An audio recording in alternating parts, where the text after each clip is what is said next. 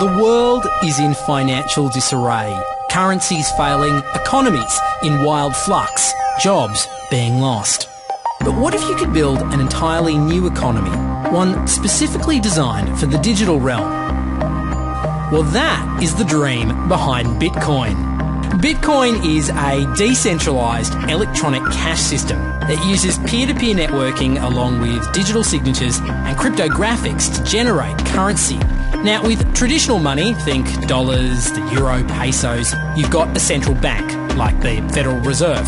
They issue the currency and they print more or less cash as needed, but not with Bitcoin.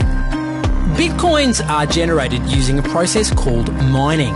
Your computer is given a complex mathematical problem to solve, and the goal is a 64-digit number. If your grey box can successfully solve that algorithm, then congratulations, you are the proud owner of a new block of 50 Bitcoins. The network automatically adjusts the difficulty of mining so that 50 Bitcoins are created roughly every 10 minutes.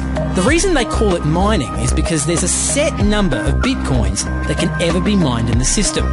There's only 21 million Bitcoins that will ever be created in total. You can't just print off cash like they do in the real world. You're digging it out of the system like precious metals from some mathematical mine.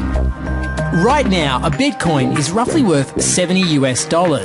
Last year, miners generated the equivalent of $16.7 million worth of Bitcoins, and we're only halfway down the mine shaft with over 10 million Bitcoins unearthed already. Like any economy, you don't want too much too fast because then the value of your currency drops, or so slow that your economy grounds to a halt.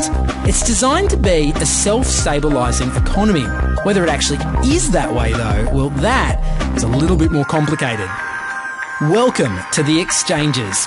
These exchanges allow people to buy and sell Bitcoins with each other. The largest Bitcoin exchange is Mt. Gox. And it's here that you can purchase Bitcoins using local currencies. You can even store Bitcoins too. Mind you, that can be a bit risky. Hackers have, on occasion, dangerously destabilised these exchanges.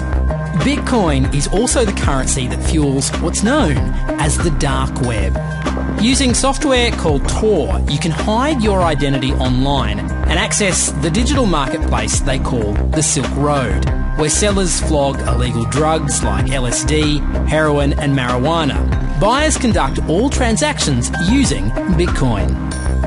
The influence of Bitcoin is growing. WikiLeaks and WordPress will accept Bitcoin as cash. Even the ideas behind Bitcoin are already changing the way people think about cash. The Royal Canadian Mint have just launched Mint Chip, an electronic currency backed by the Canadian government that borrows a lot from the philosophy of Bitcoin. And ultimately, that is what's most powerful about Bitcoin. Not the coins itself, but the way it can change the way we look at, think about, and most importantly, spend our money.